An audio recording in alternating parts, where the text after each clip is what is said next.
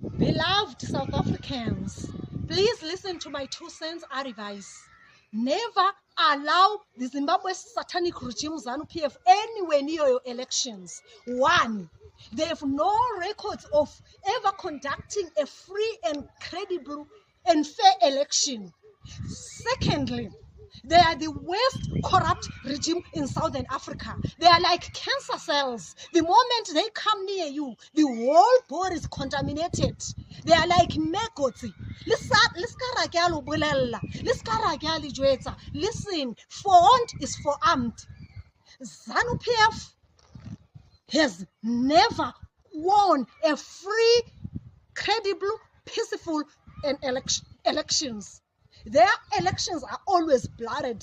They are well known. They did a genocide in Matabeleland and Midlands.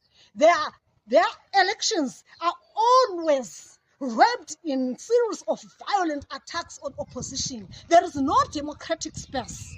They are the law unto themselves. South Africans, take my hint, take my advice. This satanic regime must never be allowed anywhere near your elections. You will never test democracy. Please stand up and defend your democratic space. Don't say you were not warned.